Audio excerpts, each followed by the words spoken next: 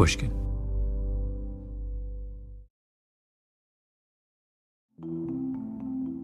Love that you're wearing a t-shirt that says Canada, just so that we have no ambiguity whatsoever. Where are you right now? Are you in Las Vegas? I'm in Vegas right now, yeah. Just got back here 2 days ago. Nice. Very nice. Did I tell you, that I was in Las Vegas and I had an afternoon and I sat in this coffee shop and there were 3 people next to me having the most interesting conversation. And one of the guys started talking and I realized he was talking about you. Really? Yeah. He was a lawyer of some kind who was a writer, lawyer or something. I don't know. I couldn't figure it out. And I was eavesdropping on a conversation for forever. And it was the most interesting conversation. I love that story. No, you did not tell me. And I have no idea who you're talking about. Allow me to introduce a new voice to this podcast, Maria Konnikova. In basketball, they call people like Maria Swiss Army knives. People who do everything. Maria got a PhD with the famous Walter Mischel, the guy who invented the marshmallow test. She's written a bunch of brilliant New York Times bestsellers. She decided at one point that she was interested in poker, taught herself poker, became a poker champion, made some enormous sum of money. She's the kind of person that random strangers talk about in coffee shops, which is to say, my kind of person.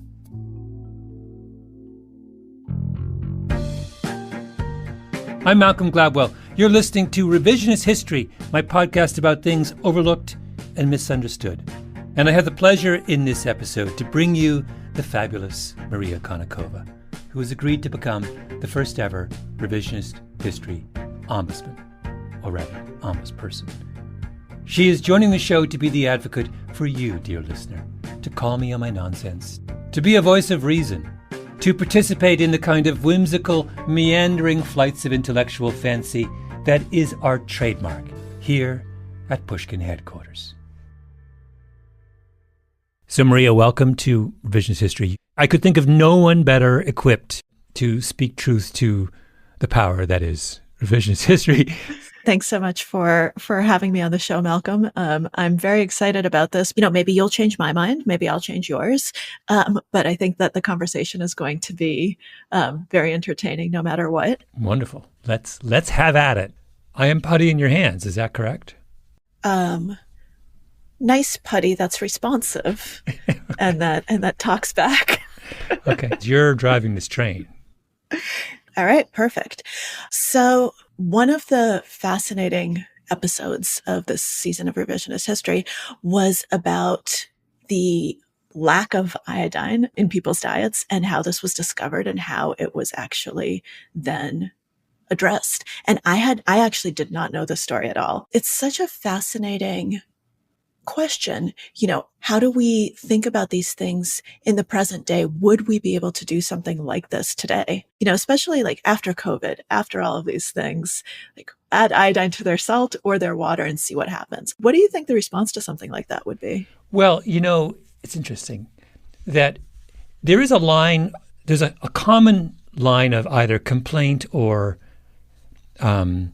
congratulation among scientists where they say that experiment could never be done today. The Stanford's prison experiment could never be done today. Then the Tuskegee syphilis experiment could never be done. There's a whole long list of things. They look at that and they say, and that's because we are much more mindful of people's autonomy, much better about obtaining consent. You totally today could not go to Akron and dose up a bunch of schoolgirls with a ton of iodine. However, my reaction to that argument is always the same, which is, yeah, but we simultaneously conduct consentless experiments on human beings in the present day that are probably way more consequential, and we don't think twice about it. Think about the way we have disrupted the lives of, children over the last 25 years with all of these new technologies. How's that not a massive experiment done without the consent of those who were experimented on? How is the Facebook algorithm, which, shows you only the things that are likely to evoke a deeply emotional response in you. How's that not an experiment? I mean, there's a part of me that just wants to throw up my hands and say, F it. Well, let's not even bother making these distinctions. Once we've conceded that all these experiments can go on, let's just declare them experiments and let people pick and choose the one they want to be a part of. I think there's something to that, especially because, at least with the iodine, right, there was scientific evidence for the test, right? There was a reason why they did it. There was a huge body of evidence behind this. And the study was run as a study. And so there were scientific controls in place. They actually could gather data. Whereas with a lot of these other things, it becomes a natural experiment, which is obviously messy, has a lot of unintended consequences. And I mean, there are a lot of different questions there. I'm actually curious about flipping it around where you have something like fluoride, right, which is another additive that's put in our water. And last year, I don't know if you were following this, but in a town in Vermont, it turned out that a town official for over a decade had been lowering fluoride levels below the accepted minimums because he thought that it was a government conspiracy, fluoride in your water, bad. And he resigned, and it was a big outrage, and everyone was outraged that their water wasn't being properly fluoridated, that they actually weren't getting the numbers that they needed for dental health, cavities, etc. I just did think that it was such an interesting counterpoint because normally it's, don't add anything, right? I don't want anything added that I don't know about. I want natural salt. I want natural water. I don't want you adding anything, big pharma, big government, big, etc. And here the town was actually horrified, which I think they should have been. I'm biased. I think there's good evidence that adding fluoride to water is a good thing, that adding iodine to salt is a good thing, and that when things are good for our health and we're not going to get them in any other way, that this is a great way of doing it. But a lot of people disagree. Well, I wonder, are they responding to the fluoride? Are they responding to what they see as the official abusing his position? Right. You can, it's maybe it's a bit of both, or you could see people who might ordinarily be indifferent to fluoride just getting pissed off over this issue. This guy's like, you're not allowed to do that, sir. Hold on. It's time for a short break. When we come back, we'll talk more about how salt and revisionist history are changing lives, and also the infamous Minnesota starvation study.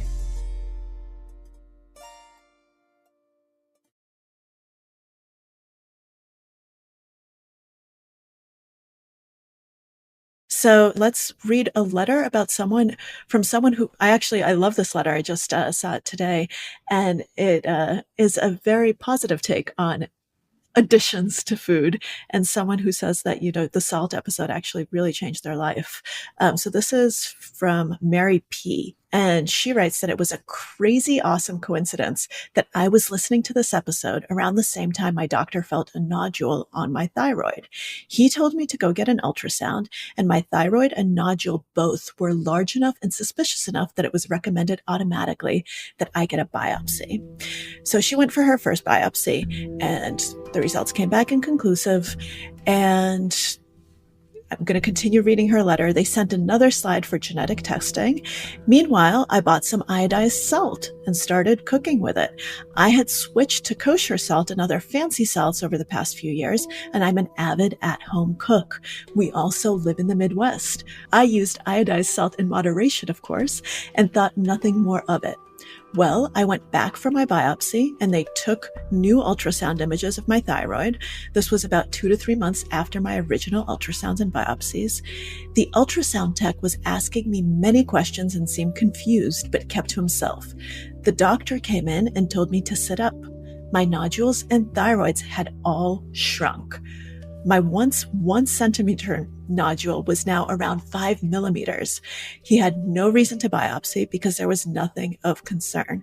In fact, he would not biopsy it. No surgery, just a follow-up scan in a year. Hallelujah. I told him my theory about the iodine, and he said that very well could have been what shrunk everything. I asked if the cancer could be in there just smaller. He scoffed at me and said no.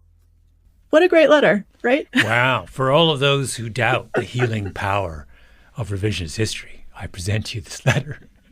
We don't just rile up our listeners, we save lives. This is a resounding endorsement of 8 years of revisionist history. And those types of coincidences are great, right? That you hear something and it actually has such an impact. That would have been a life-changing thing for her to have no thyroid function, half her thyroid function for the rest of her life. That's a huge thing. Yeah.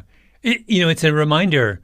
This is one of these weird things, like 100 years ago, what she's describing was commonplace. In fact, this is a little fact in that episode that I can never get over my head is if you went to parts of the world that were iodine deficient, some extraordinarily high percentage of the population had these massive goiters on their neck. And like that was just part of the experience of going to the Swiss Alps, or part of the experience of going to somewhere around the Great Lakes was you'd walk into a small town and, whatever, quarter of the people had big grapefruit-sized masses on their necks. It's just so strange. No, it's crazy how little we still know about nutrition, right? Nutrition is complicated. And I think that's one of the reasons why people still have, so many questions, so many issues, why we go back and forth with nutritional advice, because the body's a complex thing, right? It's a complex machine. And it's very difficult oftentimes to know, like, this is the recommendation and it will always be the recommendation. And also, it's hard. This is sort of what brings us to the Minnesota starvation experiment, which I'm sure we're going to talk about. But one of the big impetuses for that is that one of the reasons we know so little about nutrition is that it's impossible to test hypotheses about nutrition, because how do you do it, right? Like if you think about something as simple as, does drinking alcohol harm or help your health? Right. That's a question that's been relevant for as long as human beings have drunk alcohol. So thousands and thousands and thousands of years. We're still arguing about that. And the reason we're still arguing about it is it's virtually impossible to design a study which would satisfactorily answer that question. So there have been studies which say people who drink wine in moderation seem to live long, healthy lives. But the problem is that people who drink wine in moderation are people who otherwise live moderate, healthy lives, right? They're like, they're villagers in the south of Italy who are getting an enormous amount of exercise and living in bucolic surroundings. So you just don't know, are they living long, happy lives in spite of their wine consumption or because of it, right? Simultaneously, you see these. So you can read, it's just incredible to me. I just read the other day, like there's a new line of thinking which says, all alcohol is basically like really bad for you and should be avoided. I saw that, yes. I have no idea what to make of that. Like, I don't even know, how do they reach that conclusion? It's just that idea that we could be in 2023 and still be incapable of answering these questions with any degree of accuracy is fascinating to me. Yeah, it's totally crazy. It's so funny that you mentioned red wine, which is, or alcohol in general.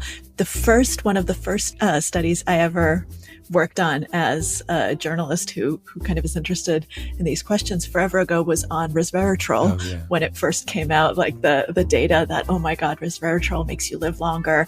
And everyone was saying, great, drink red wine. It's amazing. Then a few years later, we find out that the quantity of resveratrol you'd need is just so much higher than you would ever get.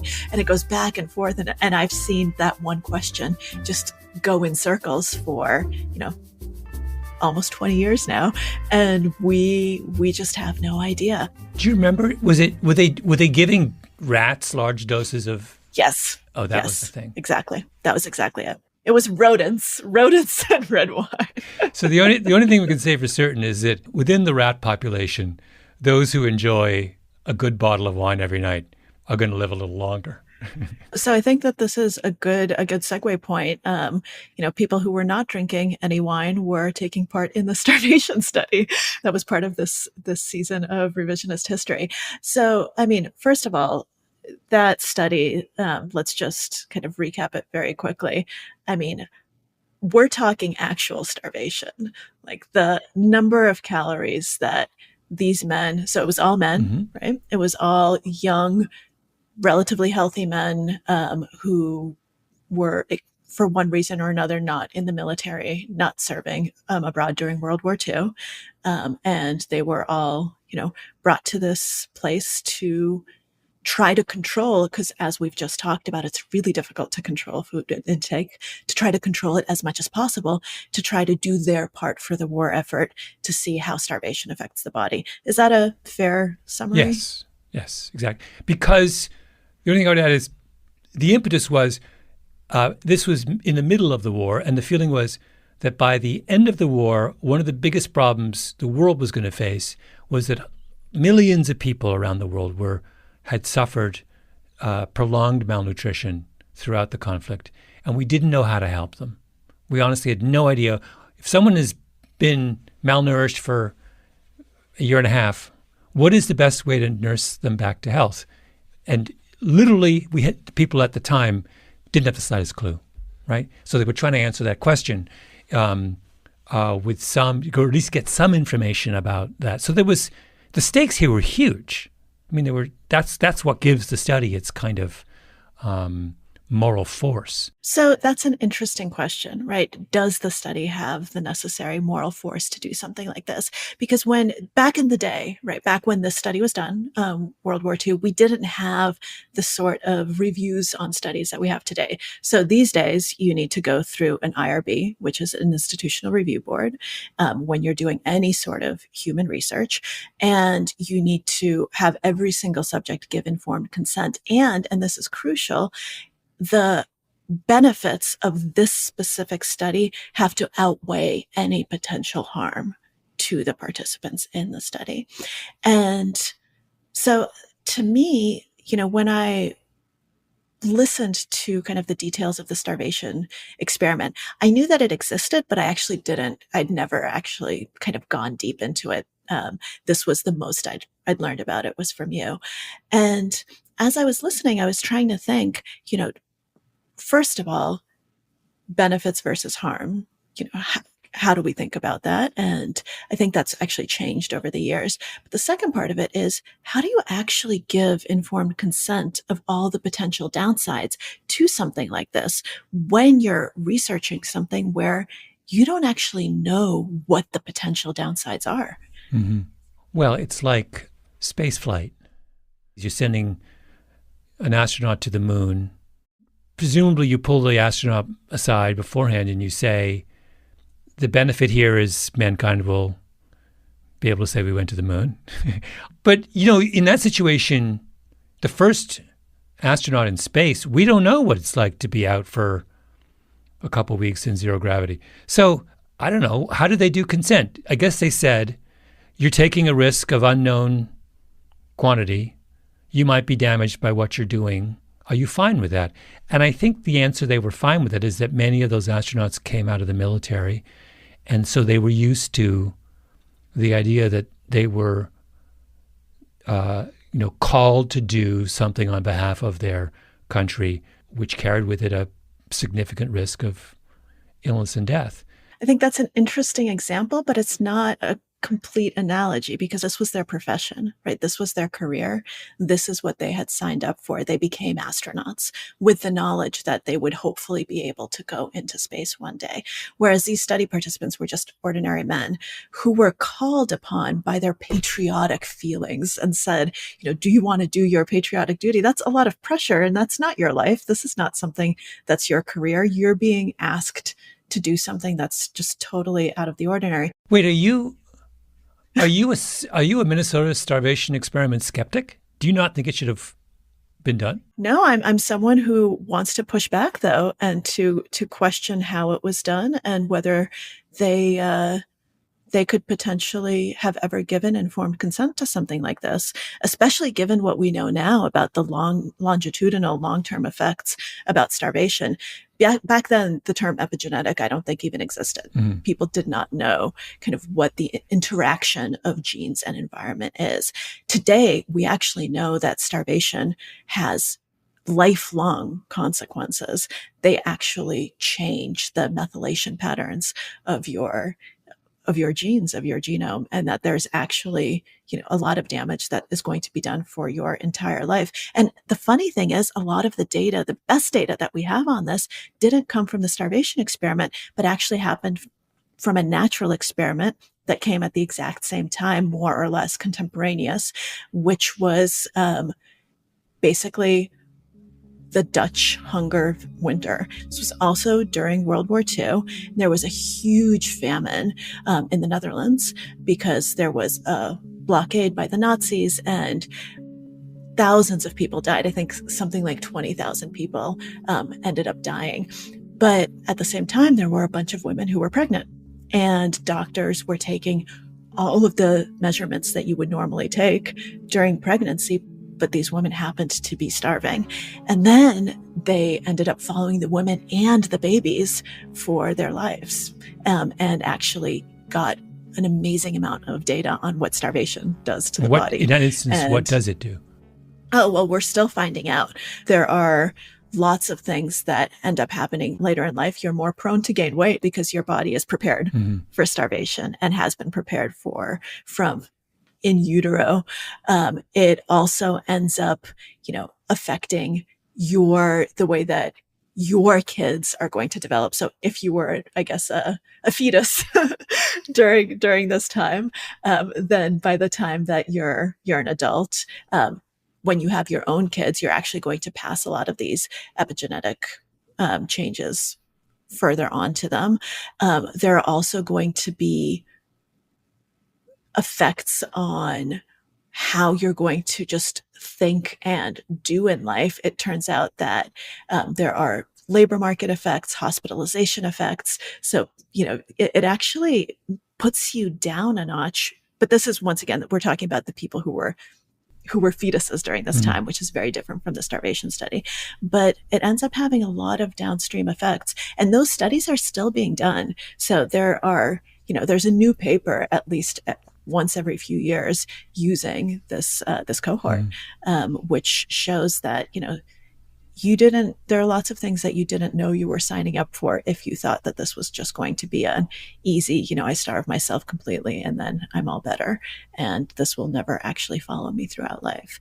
And it's interesting to me that I think some of our best data comes from a natural experiment as opposed to something where a bunch of men said, okay, starve me and let's see what happens.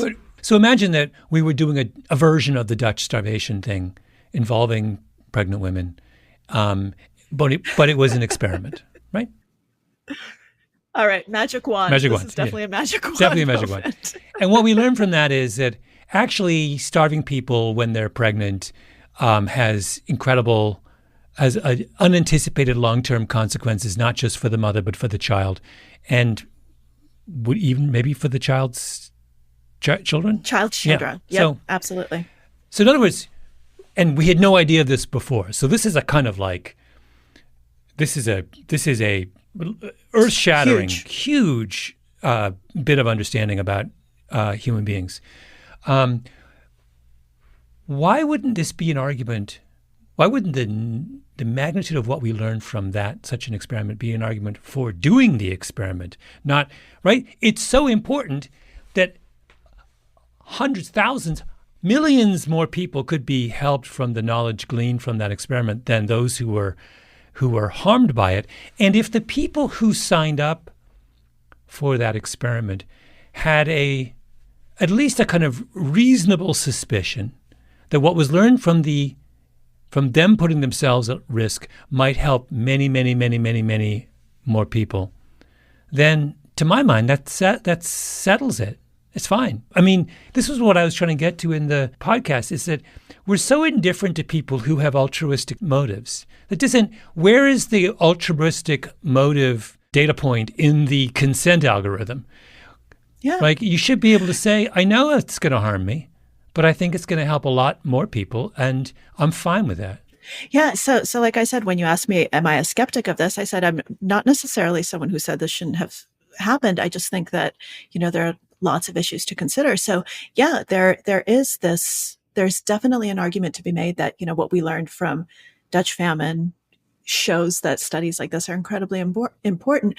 But in this particular case, right, I think in the pregnancy case, you're also giving consent for your fetus, right? So it's one of these things where that's, even if you're an altruist, I think that would be a very strange definition of altruism, because you're being altruistic for the world, but not for this one specific human who has no say in this whatsoever. But I would say this, so for much of human history, continuing to the present day, a large percentage of the world's population suffers from prolonged malnutrition, right? Absolutely. So one really important historical question is, what can we do to convince the wealthier parts of the world that this is such an urgent problem that it needs to be addressed immediately, right?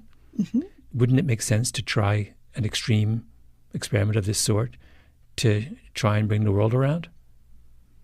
Yeah, I mean, I think that's a very valid point. And you actually had a letter from a listener, Robert A., who asked a question that kind of circles around what we've been talking about. He asks, who is responsible for a system which both restricts voluntary breakthrough research like that conducted by Ansel Keys and the conscientious objectors, and that which fails to take accountability when mistakes are made? So that's, I think, an interesting question, because you do have those two sides of it. So we do have a system that now does restrict that kind of breakthrough research quite often. I mean, when I was in grad school for psychology, and I needed to do an experiment that had deception, I couldn't get it approved. I had to jump through so many hoops. And eventually, with the support of all the senior faculty in the psychology department, it was just a silly thing. It wasn't even a major deception study, but we couldn't tell them that we were studying self-control, right? Because that would actually have defeated the purpose of the entire study. And how many studies are not done because of that? So that's kind of the one side of it. But on the other hand, there's a reason for all of these safeguards, because you have things like the Stanford Prison Experiment, right? You have things like Tuskegee. You have things that really cross the line without informed consent, with deception, with a lack of understanding of what was going to happen. I mean, one nutrition study that was done, I don't know if you remember this one, but it was done in Washington on some young men who were working, around DC at the time. And they agreed to be poisoned. They went to the congressional cafeteria, and their diet was very strictly controlled. And they were just trying to figure out how different food additives work. And some of them got incredibly sick because it turns out that they were eating very toxic amounts of things they should not have been eating. So that was a study gone a bit off the rails when it comes to nutrition. But so you have those two extremes, and how do you weigh that? How do you balance that? How do you, not in retrospect where we can say, okay, this is what we learned from this study and it was really good, but before it happens, how do we think about that? How do we walk that line? Yeah, I will say that there is one area on this where I'm I've been talking so far about how I tend to be pretty laissez-faire about giving researchers the freedom to do things that are a little bit risky. Or there's another area though where I'm on the exact opposite side of the fence. And what am I referring to? Patience, Grasshopper. When we come back, more from my conversation with Maria Konnikova.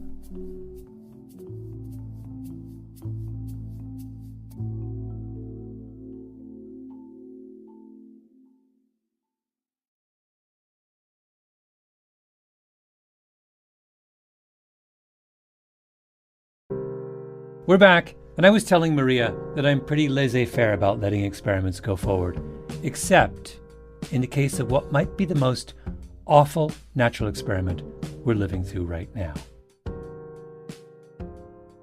I am incredulous at the idea that thousands of pages of text and hours of argumentation is spent on the ethics of one medical experiment or another. And at the same time, we are, completely indifferent or cavalier about the levels of violence that are present in media every day. Now, there have been moments, every now and again, periodically, there are moments where various interest groups get upset about depictions of violence on television. It was a big deal, I think, in the 70s, for example, and then it sort of went away. And then the people who were complained about this got painted as kind of buffoons or as naifs who are in the middle of nowhere. And, I don't want to give it away, but I had in the course of an episode of I'm doing in this upcoming season where I have these long conversations with trauma surgeons who deal with gunshot wounds. And what they have to say on this very specific matter is incredibly interesting and disturbing.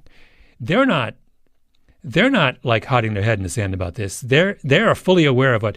The people who have I believe, a morally objectionable position are the people in Hollywood, many of whom are self-described liberals who will go on and on and on about the terrible need for gun control in America and how outrageous all the Second Amendment people is. And meanwhile, they're making movies where like 20 people are slaughtered in the first 15 minutes. Like, I'm sorry, this is just like completely incomprehensible behavior, right? It just drives me nuts.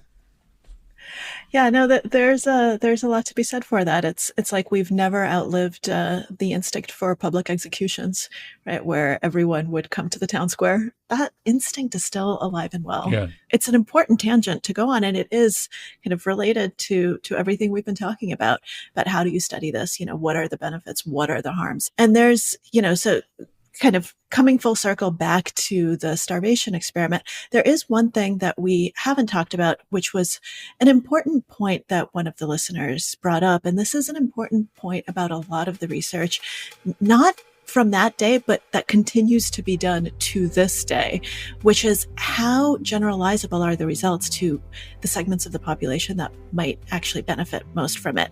So, Maura, this listener, wrote, how can we treat eating disorder patients, primarily young women, using data collected exclusively on white men?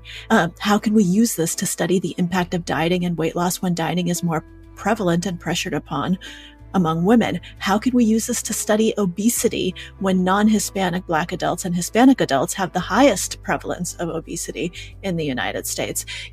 That's the end of her letter, but I would just go on and on when we're talking about malnourishment, and we realize that most of the malnourished population of the world is not white men.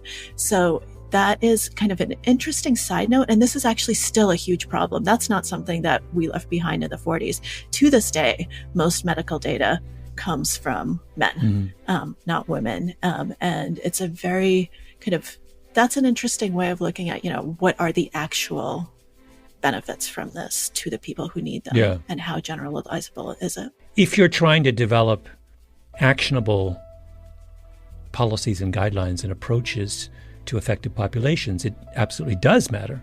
And, we went through this with our understanding of heart attacks, right? Where we started off testing a lot of these hypotheses in men, white men, and that's how we got our baseline knowledge. But then we tried to use that information to kind of understand how to deal with women without realizing that the biology of a lot of these problems, physiology of a lot of these problems in women is very different. So I think it depends where you are in the kind of stage that you're at. And the mistake we make, I think, is we don't honor this distinction between kind of basic understanding and actionable research. If you talk to somebody who works for a pharmaceutical company and is involved in drug trials, they will talk your ear off on this. And what they will say is, do you know how hard it is to put together a study population? It's insanely difficult to find someone. I actually I was going to volunteer for a trial about Lyme disease vaccine. And then I had the first thing to do is you have a half an hour conversation with someone, and they detail that I would have to drive to Albany, an hour away, 7 times, and have to set aside half a day on each of those occasions. And I wasn't clear whether I'd be part of the treatment group or the placebo group, right? So I listened to that and I was like, I can't do that. I'm not taking, somewhat selfishly, I decided I don't have that much time to devote to this, so I'll let someone else carry the burden. So it's really hard to do these studies. So if we say these studies have to be perfectly representative, you're just making it less likely that the study gets done in the first place at a certain point, right? So that's the trade-off. It's an impossible trade-off. Sure. No, I think there's a lot of truth to that. That said, I do think that even baseline knowledge studies these days should at least include women, because, if you're omitting more than half the population and the basic biology is different, then. But you couldn't have done the starvation experiment with women. But that's the other thing, right? What are we proposing in the starvation case? Do we want women there and Hispanic and Black, where it's much more difficult to actually obtain consent, because especially back then, but even to this day, these are populations that have had a lot of negative research done without consent. And it's actually much more difficult, I would say. And the burden of proof is much higher to ask for consent from vulnerable populations. But you can't do a starvation experiment like that in Minnesota on young women, because if it has consequences for their fertility, then you have. So what are you going to see? And it does. So are we going to use postmenopausal women only? But that brings up a whole different set of issues, because now you have an older population that's going to be less susceptible to whatever risks you're exposing them to. It's tricky. This reminds me, we talk in the season about magic wands, experiments we could do if we could wave a magic wand. This one doesn't actually require a magic wand, although it would be very hard to do in the real world. But you mentioned that natural experiment in Holland, which gave us information that would have been almost impossible to get otherwise in a formal experiment. And it goes to the larger point that this is the great thing about natural experiments, is that when you can find a good one, they almost invariably tell you stuff that you could never find out otherwise. They're incredibly productive kind of experiment. So why can't we engineer natural experiments? So imagine this. Imagine if someone came to you and me and a million other people and said, we're at the stage now in technology where we can put little sensors on you, which can continuously monitor every one of your physiological signs and vital signs in real time. Would you agree to be basically monitored for the next, 10 years? And you and 2 million or 10 million other people agree to be part of this. And we will simply wait and see what happens to you and use that massive data set to kind of improve our understanding of the kinds of things that lead to various sorts of diseases. I mean, if you had 10 million people and they were giving you 10 years of their life and every conceivable indicator and vital sign was being monitored on a moment-to-moment basis, you would be able to understand stuff that right now we have no clue about, right?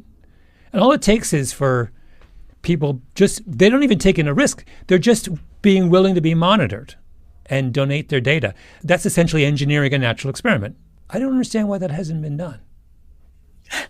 Privacy. I know, but who cares? Don't even get me started on privacy. Privacy drives me just nuts. It's like, what an absurd thing in this day and age to be concerned about. Like, basically, as far as I can tell, every single fact about Malcolm Gladwell is known by some combination of Facebook, Apple, Google, and someone else. And so I meant to ask Malcolm, what is your mother's maiden name? I just have a few more questions before we wrap up. I know. It's ludicrous. And so it's fine for those guys to scour, the internet and put together massive dossiers of everything, every fact about me.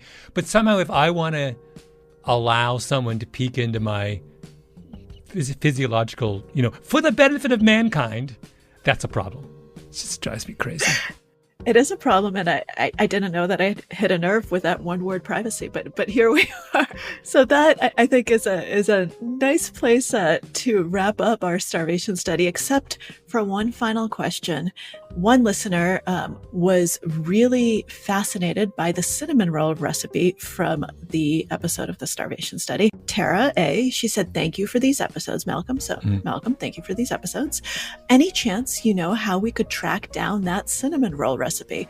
I was thinking it would be nice to make some and share in my community. And for a refresher for listeners who don't love cinnamon rolls as much as I do, so didn't immediately light up at this detail. So there was a character in the episode, Lester Glick, who was part of this study. And one of the things that mentally fortified him, although I think for me it would have probably had the opposite effect, is he carried around a picture of a cinnamon roll, and he had it with him always. And it was something that kept him going. And then later he would, for the rest of his life, he would make them obsessively for family and friends by the dozens.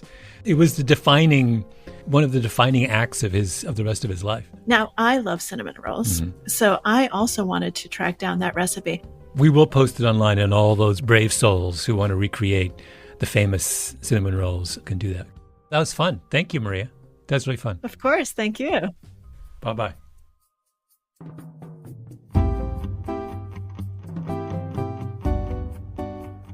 Maria, thank you so much for agreeing to take on the role of Revisionist History's inaugural ombudsperson. Just so all of you know, we hope to make Maria a regular on the show in the future. You may have thought she went easy on me this time.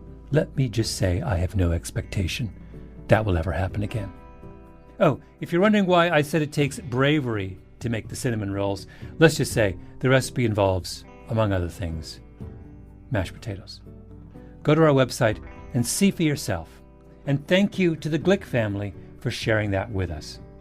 Maria will be back soon, so send your questions, your challenges, your gripes, and your stories to all of us at revisionisthistory.com.